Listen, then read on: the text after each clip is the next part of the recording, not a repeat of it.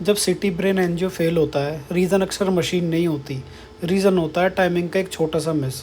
Contrast patient के अंदर जा रहा होता है, इंजेक्टर अपना काम कर रहा होता है, लेकिन स्कैन तब स्टार्ट होता है जब वेसल का पीक मोमेंट निकल चुका होता है और फिर रिपोर्ट में लिखना पड़ता है सब optimal study. City brain angiography एक टेस्ट नहीं है, एक लाइव डिसीजन प्रोसेस है। हर स्टेप का एक रीज़न होता है। बोलस ट्रैकिंग कहाँ सेट करनी है, कौन सी स्लाइस पहले लेनी है और स्कैन किस सेकंड पे स्टार्ट करना है।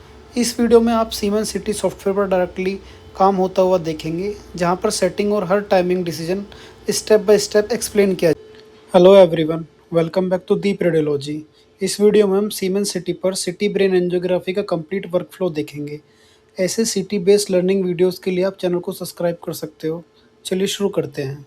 सबसे पहले होती है पेशेंट एंट्री, और इस स्टेज में आपको ये समझाना चाहता हूँ कि सिटी ब्रेन में सिर्फ स्कैन नहीं, प्लानिंग सीक्वेंस भी मैटर करती है।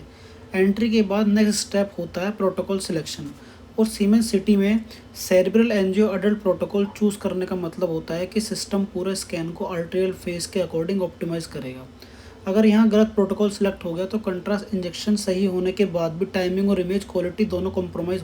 Now patient positioning. सीटी ब्रेन एंजियोग्राफी में ये स्टेप बहुत क्रिटिकल होता है, क्योंकि आर्टेरियल फेस एक बहुत शॉर्ट टाइम विंडो में कैप्चर होता है, जहां थोड़ा सा हेड का मूवमेंट भी स्कैन को बेकार कर सकता है। सीटी ब्रेन एंजियोग्राफी के लिए पेशेंट का हेड फर्स्ट सुपाइन पोजीशन में सेट किया जाता है, ताकि हेड और नेक प्रॉपर्ली सेंटर्ड रहें। मैं यहाँ मशीन पर पेशेंट पोजिशनिंग इसलिए नहीं दिखा सकता, क्योंकि अभी आप सीटी कंसोल का लाइव वर्कफ्लो देख रहे हैं। इस स्टेज पर हेड का बिल्कुल स्ट्रेट और मिडलाइन में अलाइन होना और स्ट्रैप्स का प्रॉपर्ली सिक्योर होना सिर्फ कंफर्ट के लिए नहीं, बल्कि मोशन आर्टिफैक्ट अवॉइड करने के लिए भी ज़रूरी होता है। अगर यहाँ मूवमेंट हो गया तो बाद में एम्पियर और वीआरटी में वेसल ब्लर्ड, डिसऑर्टेड या फिर डिसकंटिन्यूस लग सकती है, जो फाइनल इंटरप्रिटेशन को डायरेक्टली अफेक्ट करती हैं। पेशेंट पोजिशनिंग कंप्लीट होने के बाद अब मैं कन्फर्म बटन प्रेस करता हूँ और उसके बाद गो बटन। इस पॉइंट पर स्कैन स्टार्ट हो चुका है और यहाँ से प्लानिंग का रियल रोल शुरू होता है। सीटी ब्रेन में टोपोग्राम को लाइटली नहीं लेना चाहिए, क्योंकि इस इमेज से पूरी स्टडी का स्कैन रेंज डिपेंड करता है। अब यहाँ जो टोपोग्राम आप स्क्रीन पर देख रहे हो, इसी से हम डिसाइड करते हैं कि बेस ऑफ स्कल से लेकर वर्टेक्स तक कंप्लीट कवरेज मिल रहा है या नहीं। टोपोग्राम के आने के बाद हम ब्रेन प्लान स्कैनिंग कंप्लीट करते हैं। अब गो बटन प्रेस करते हैं, फिर यहाँ गैरेंट्री एक्सेलरेट का मैसेज आता है। देन फिर प्रेस मूव करते हैं टेबल मूव करने के लिए। देन उसके बाद हमारा स्कैन स्टार्ट हो जाता है। इस स्टेज पर प्लेन ब्रेन स्कैन लेते हैं। सीटी से पहले प्लेन स्कैन इसलिए करते हैं ताकि ब्रेन की बेसलाइन क्लियर रहे, जैसे हेमरेज, कैल्सिफिकेशन या पहले से कोई चेंज। इसके बाद कॉन्ट्रास्ट इमेजेस को सही कॉन्टेक्स्ट में एक्सेस करना बहुत ज़्यादा ईजी हो जाता है और फाइनल इंटरप्रिटेशन ज़्यादा एक्यूरेट होती है। Now we are entering in the critical phase of CTA, जिसे हम बोलस ट्रैकिंग कहते हैं। यहाँ सबसे पहले प्री मॉनिटरिंग स्लाइस प्लान करते हैं, तो यूजुअली बेस ऑफ स्कल पर ली जाती है, क्योंकि इस लेवल पर आर्टरी क्लियर और कंसिस्टेंटली विजिबल होती है। अब ये वही स्लाइस है जहाँ पर आरओआई प्लेस करते हैं, और ये स्टेप बहुत इंपॉर्टेंट होता है, क्योंकि अगर स्लाइस या आर्टरी गलत सिलेक्ट हो गई तो एचयू राइज गलत मिलेगा और आर्टरियल फेस का ट्रिगर सही टाइम पर नहीं होगा।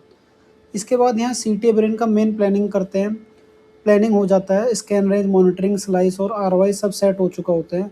साथ ही हम वीनस फेस प्लानिंग भी करते हैं, ताकि बाद में आर्टरी और वीनस फेस का प्रॉपर कंपैरिजन हो सके। इस पॉइंट पर सारी प्लानिंग कंप्लीट हो चुकी होती है, और अब आगे जो भी होगा वो मेनली टाइमिंग और प्रेशर इंजेक्टर पर डिपेंड करता है। प्लानिंग यही डिसाइड करता है कि सीटी इमेजेस कितने एक्यूरेट और डायग्नो। अब यहाँ आरओआई प्लेसमेंट करते हैं, और सीटी ब्रेन में ये सबसे इंपॉर्टेंट स्टेप होता है, क्योंकि यहीं से डिसाइड होता है कि आर्टेरियल फेस सही टाइम पर कैप्चर होगी या नहीं। प्री मॉनिटरिंग के लिए आरओआई को हम बेस ऑफ स्कल पर एक लार्ज आर्टरी के अंदर प्लेस करते हैं, यूजुअली आईसी या बेसिलरी आर्टरी, जहाँ कॉन्ट्रास्ट फ्लो क्लियर और स्टेबल होता है। आरओआई हमेशा आर्टरी के सेंट्रल ल्यूमन में रखते हैं, वोले सराउंडिंग बोन से दूर, ताकि एचयू रीडिंग एक्यूरेट आए। अगर आरओआई गलत जगह चली गई तो एचयू में राइज फॉल मिल सकता है और स्कैन अर्लियर लेट ट्रिगर हो सकता है। आरओआई सेट होने के बाद अब मॉनिटरिंग स्टार्ट हो चुकी है। आप देख रहे हो कि सामने स्लाइस बार बार स्कैन हो रही है, और यहीं पर हम सिर्फ इमेज नहीं बल्कि एचयू का ट्रेंड ऑब्जर्व करते हैं। जैसे जैसे कॉन्ट्रास्ट आर्टरी में आता है, एचयू ग्रेजुअली बढ़ता है, और यही टेक्नीशियन का एक्सपीरियंस काम आता है, क्योंकि करेक्ट मूवमेंट पर ट्रिगर करना ही सीटी ब्रेन की सक्सेस। अब यहाँ मॉनिटरिंग चल रही है, सेम स्लाइस रिपीट हो रही है और इस दौरान हम कंट्रास्ट का एचयू ट्रेंड कंटिन्यूअसली देखते हैं।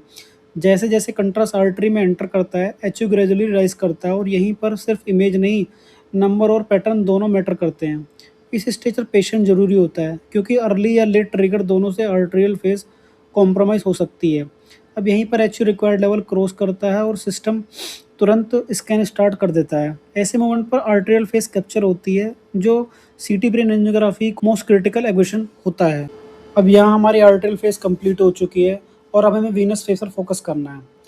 सीटी ब्रेन एंजियोग्राफी में वीनस फेस यूजुअली आर्टेरियल के लगभग 2 मिनट बाद ली जाती है ताकि कंट्रास्ट को वीनस सिस्टम में प्रॉपर्ली सर्कुलेट करने का टाइम मिल सके। इस फेज में हम एक्सेप्ट करते हैं कि ड्यूरल वीनस साइनस अच्छे से ओपेसिफाइड हो, जैसे superior sagittal sinus, transverse sinus और सिग्मोइड साइनस। और एंटीरियर साइड में देखोगे आप तो फ्रंटल रीजन के वीनस चैनल भी क्लियरली फिल हो जाते हैं। इस स्टेज पर हम वीनस इमेज को स्कैन कंप्लीट होने के बाद रिव्यू करते हैं और आर्टेरियल के साथ आर्टेरियल वीनस कंपैरिजन देखते हैं। वीनस फेस का रोल यहीं से इम्पोर्टेंट हो जाता है, स्पेशली जब जब साइनस इन्वॉल्वमेंट या फिर वीनस रिलेटेड कोई भी पैथोलॉजी हमें एक्सेस करनी। बहुत से लोग ऐसे होते हैं पूरी वीडियो देखते हैं बट चैनल को सब्सक्राइब नहीं करते। If you subscribe it really motivate us to make more video. और नाउ पोस्ट प्रोसेसिंग। अब इस स्टेज पर हम पूरे स्कैन को रिव्यू करते हैं। सबसे पहले एक्सेल इमेज देखते हैं और फिर आर्टेरियल फेस प्रॉपर्ली कैप्चर हुई है नहीं, यहाँ वेसल्स का ओपेसिफिकेशन क्लियर होना चाहिए, स्पेशली आईसीए, एमसीए और ACA segment. Slice by slice scroll करके ये इंश्योर करते हैं कि मोशन आर्टिफैक्ट या टाइमिंग इशू कहीं भी नहीं है। अब थोड़ा फोकस कवरेज पर ले आते हैं। बेस ऑफ स्कल से वर्टेक्स तक कंटिन्यूटी चेक करते हैं ताकि कोई वेस्कुलर सेगमेंट मिस ना हो। अगर यहाँ कंटिन्यूटी स्मूथ है तो इसका मतलब प्लानिंग और बोलस टाइमिंग दोनों सही हैं। अब यहाँ वीनस फेस इमेजेस को देखते हैं। इस फेज में हम एक्सपेक्ट करते हैं कि ड्यूरल वीनस साइनस प्रॉपर्ली ओपेसिफाइज हो, जैसे superior sagittal sinus, transverse sinus और सिग्मोइड साइनस। आर्टेरियल और वीनस इमेजेस को कंपेयर करके ये कंफर्म करते हैं कि फेस सेपरेशन क्लियर है और कोई ओवरलैप इशू नहीं है। इसके बाद हम एम्पियर में भी यूज़ पर लाते हैं, जहाँ से वेसल्स को कोर्स को ब्रांचिंग और क्लियरली समझता है।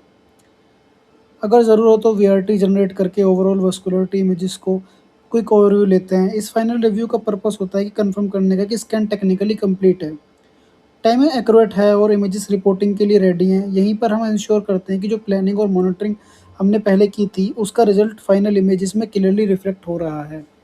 इसके बाद एक लास्ट क्वालिटी चेक करते हैं। विंडोइंग और लेवल एडजस्ट करके देखते हैं कि वेसल और सराउंडिंग स्ट्रक्चर दोनों क्लियरली विजिबल हैं या नहीं। अगर कहीं भी रिकंस्ट्रक्शन या डिस्प्ले इशू लगता है तो यहीं पर उसको करेक्ट कर लेते हैं। इस फाइनल चेक के बाद हम कंफर्म करते हैं कि स्टडी कंप्लीट है और इमेजेस रिपोर्टिंग के लिए रेडी हैं। अब यहाँ हम आर्टेरियल फेस की पोस्ट प्रोसेसिंग स्टार्ट करते हैं। सबसे पहले आर्टेरियल डाटा सेट को एमपीआर में ओपन करते हैं ताकि वेसल्स को एक्सियल कॉर्नर और सैजिटल प्लेन्स में क्लियरली एक्सेस किया जा सके। एमपीआर में आने का पर्पस होता है हम कि आर्टरी का कोर्स, कंटिन्यूटी और ब्रांचिंग प्रॉपर्ली समझ सकें, स्पेशली आईसीए से एमसीए और एसीए तक। अब इसके बाद हम बोन रिमूवल करते हैं क्योंकि सीटीए में बोन इंटरफेरेंस सबसे कॉमन प्रॉब्लम होती है। बोन रिमूव करने के बाद वेसल ज़्यादा क्लियरली आइसोलेट हो जाती हैं और आर्टेरियल एनाटॉमी का व्यू काफ़ी क्लीन हो जाता है। यहाँ थोड़ा ध्यान रखना होता है कि ओवर रिमूवल ना हो, वरना आर्टरी एडजस्टमेंट सेगमेंट कट हो जाता है। अब यहाँ से हम आर्टेरियल ट्रेसिंग करते हैं। ट्रेसिंग का मतलब होता है आर्टरी के ओरिजिन से लेकर डिस्टल ब्रांचेज तक उसका कंटिन्यू पाथ फॉलो करना ताकि कोई डिसकंटिन्यूटी, नैरोइंग या एबनॉर्मल कोर्स मिस ना हो। इस स्टेज पर थोड़ा रुक रुक कर देखते हैं, जूम और रोटेशन यूज़ करते हैं और कंफर्म करते हैं कि ट्रेसिंग एक्यूरेट हो। अब एमपीआर के बाद हम वीआरटी ओपन करते हैं। वीआरटी का यूज़ होता है आर्टेरियल एनाटॉमी को ओवरऑल 3D व्यू लेके आने के लिए। यहाँ पर हम ओपेसिटी या थ्रेशोल्ड एडजस्ट करके ताकि आर्टरी प्रोमिनेंट रहें और बैकग्राउंड स्ट्रक्चर सप्रेस हो जाए। वीआरटी इमेजेस या वेस्कुलर ओरिएंटेशन समझकर काफ़ी ईजी हो जाता है, स्पेशली बाइफर्केशन और मेजर ब्रांचेस का रिलेशन में। इस पूरे पोस्ट प्रोसेसिंग का गोल होता है कि इंश्योर करना कि आर्टेरियल फेस कम्प्लीटली एक्सटेंडेड है, एनाटॉमी क्लियरली विजिबल है और इमेज रिपोर्टिंग के लिए रेडी है। यहीं पर हम कंफर्म करते हैं कि सीटी ब्रेन का आर्टेरियल कंपोनेंट टेक्निकली और विजुअली दोनों तरीके से कंप्लीट है। अब यहाँ हम वीनस फेस की पोस्ट प्रोसेसिंग देख रहे हैं। सबसे पहले वीनस इमेज को एमपीआर में ओपन करते हैं और एक्सियल कॉर्नर और सैजिटल प्लेन में स्क्रॉल करके देखते हैं। इस स्टेज पर हम कंफर्म कर लेते हैं कि ड्यूरल वीनस प्रॉपर्ली ओपेसिफाई हो रहे हैं या नहीं। सो इमेजेस को थोड़ा रोटेट करके डिफरेंट एंगल से चेक करते हैं ताकि कोई ओवरलैप, कट ऑफ या आर्टिफैक्ट मिस ना हो और आर्टेरियल और वीनस फेस का सेपरेशन क्लियरली समझ जाए। अब इसी वीनस डाटाबेस को वीआरटी में ओपन करते हैं। यहीं से हम वीनस सिस्टम को ओवरऑल 3D ओरिएंटेशन मिलता है। मॉडल को हर डायरेक्शन से रोटेट करके देखते हैं, जैसे वीनस ड्रेनेज का स्पेशल रिलेशन क्लियर हो जाता है। सिमेट्री भी एक्सिस हो जाती है। इस रोटेशन के दौरान ये कंफर्म करते हैं कि वीनस फिलिंग कंप्लीट और बैलेंस लग रही है। अब इस ओवरऑल व्यू के बाद नेक्स्ट स्टेप होता है वीआरटी रिफाइनमेंट। जब हम अननेसेसरी स्ट्रक्चर को ग्रेजुअली रिमूव करते हैं और मेजर सेरेब्रल वेसल्स को क्लीन और वेल डिफाइंड की फॉर्म में आइसोलेट करते हैं ताकि फाइनल इमेजेस क्लियर, फोकस्ड और इंटरप्रिटेशन। अब यहाँ हम फाइनल पोस्ट प्रोसेसिंग और रिफाइनमेंट पर काम कर रहे हैं। इस स्टेज पर हम फोकस होता है अननेसेसरी स्ट्रक्चर्स को रिमूव करना और सिर्फ रेलिवेंट वेस्कुलर अनाटॉमी को क्लियरली प्रेजेंट करना।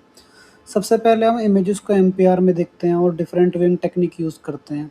एक्सियल, कॉर्नल, सजाइटल प्लेन में स्क्रॉल करते हुए कंफर्म करते हैं कि जो स्ट्रक्चर हम रिमूव कर रहे हैं वो वेसल को अफेक्ट तो नहीं कर रहा।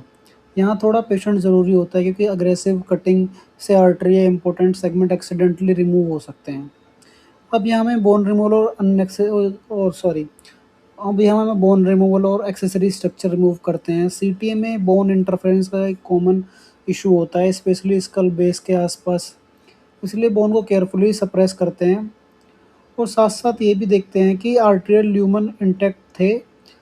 इस स्टेज पर विंडोइंग और लेवल एडजस्टमेंट बहुत इंपॉर्टेंट हो जाते हैं। विंडोइंग चेंज करके हम डिफ्रेंशिएट करते हैं कि कौन सा स्ट्रक्चर वेसल है और कौन सा बैकग्राउंड या बोन रिमेनमेंट।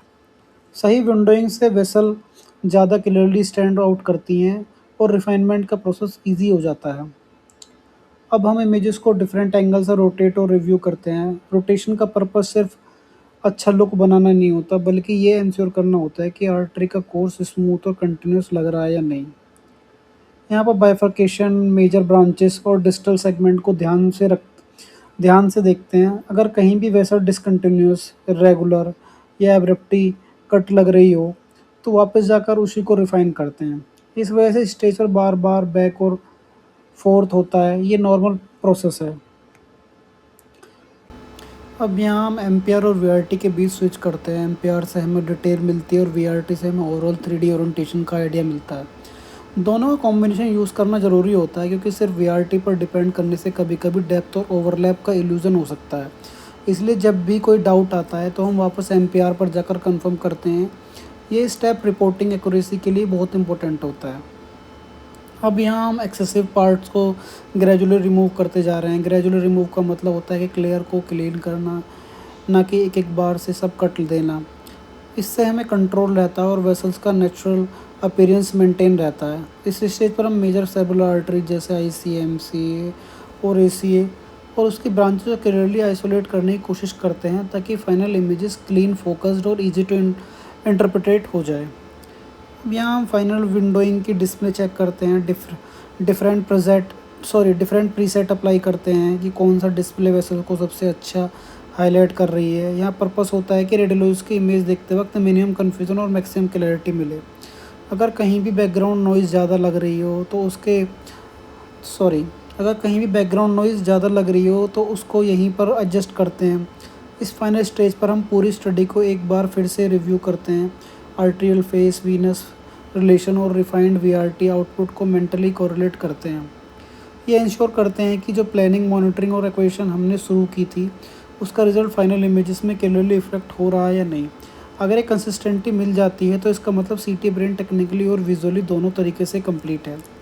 यहीं पर हम कंफर्म करते हैं कि स्टडी रेडी है, रिफाइनमेंट प्रॉपरली हो चुका है और इमेजेस इंटरप्रिटेशन के लिए सूटेबल है।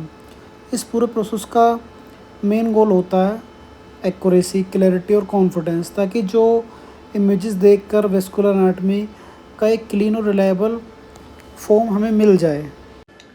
अब यहाँ हम थोड़ा और डिटेल रिफाइनमेंट करते हैं। जो वेसल्स पहले आइसोलेट हो गई थी उनको एक करके रीवेरीफाई करते हैं ताकि कोई इंपॉर्टेंट सेगमेंट एक्सीडेंटली ट्रिम ना हो जाए। यहाँ हम आर्टरी को ओरिजिन से डिस्टल ब्रांचेस तक फॉलो करते हैं और कंटिन्यूटी को मल्टीपल प्लेन में कंफर्म करते हैं। इस स्टेज पर थोड़ा स्लो काम करना ज़रूरी होता है क्योंकि यहीं पर फाइनल इमेज क्वालिटी डिसाइड होती है। अब हम इमेजेस को एमपीआर में डिफरेंट विंग टेक्निक के साथ चेक करते हैं। एक्सियल, कॉर्नर और सजाइटल प्लेन के बीच स्विच करके ये देखते हैं कि जो वीआरटी में क्लीन लग रहा था वो एमपीआर में भी एनाटॉमिकली एक्यूरेट लग रहा है या नहीं। अगर कहीं भी डाउट होता है तो वापस वीआरटी से एमपीआर पर आके उसी एरिया को क्रॉस चेक करते हैं। ये बैक ये बैक एंड फोर्थ तो प्रोसेस नॉर्मल होता है और इसी से कॉन्फिडेंस बिल्ड होता है। इसके बाद हम बोन रिमाइंडमेंट और एक्सेसरी सॉफ्ट टिश्यू पार्ट्स को और रिफाइन करते हैं। स्कल बेस के आसपास होने वाले ओवरलैप कॉमन होता है, इसलिए यही विंडोइंग और थ्रेशोल्ड एडजस्टमेंट का रोल बहुत इंपॉर्टेंट होता है। विंडो थोड़ा चेंज करके हम क्लियरली डिफरेंशिएट करते हैं कि कौन सा स्ट्रक्चर है और कौन सा बैकग्राउंड आर्टिफैक्ट। सही विंडोइंग से वेसल का एज शार्प दिखता है और इंटरप्रिटेशन ईजी हो जाता है। अब यहाँ पर हम रोटेशन के थ्रू फाइनल असेसमेंट करते हैं। मॉडल को हर डायरेक्शन से रोटेट करके देखते हैं कि एंटीरियर, पोस्टीरियर, लेटरल और ऑब्लिक व्यू में, ताकि आर्टरी का कोर्स नेचुरल और स्मूथ लगे रहे। इस रोटेशन का पर्पस होता है प्रेजेंटेशन नहीं होता, बल्कि ये इंश्योर करना होता है कि किसी एंगल से कोई वेसल आर्टिफिशियली कट या डिशॉर्टेड तो नहीं है।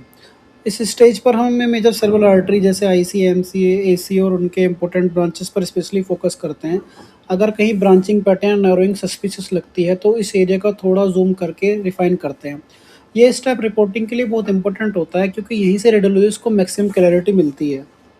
नाउ इन द एंड अब हमें एक ओवरऑल कंसिस्टेंसी चेक करना होता है कि आर्terial इमेजेस, वीनस रिलेशन और रिफाइंड वीआरटी आउटपुट को साथ साथ देखकर मेंटली कोरिलेट करते हैं।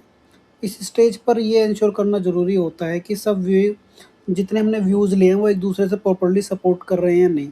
अगर एमपीआर, मिप और वीआरटी सब में वस्कुलर एनाटॉमी कंसिस्टेंट लग रही है तो इसका मतलब होता है कि पोस्ट प्रोसेसिंग सही डायरेक्शन में हुई है। इस फाइनल चेक का मेन गोल होता है क्लैरिटी, एक्यूरेसी और कॉन्फिडेंस, ताकि सीटी ब्रेन की फाइनल इमेजेस क्लिनिकली रिलायबल और इंटरप्रिटेशन के लिए फुल्ली रेडी हो जाएं। अगर आपको ये सीटी ब्रेन एंजियोग्राफी एक्सप्लेनेशन यूज़फुल लगा हो तो इस वीडियो को शेयर कर सकते हो अपने फ्रेंड और कलीग के साथ। चैनल को सब्सक्राइब करना ना भूलें। थैंक्स फॉर वॉचिंग और मिलते हैं नेक्स्ट वीडियो में।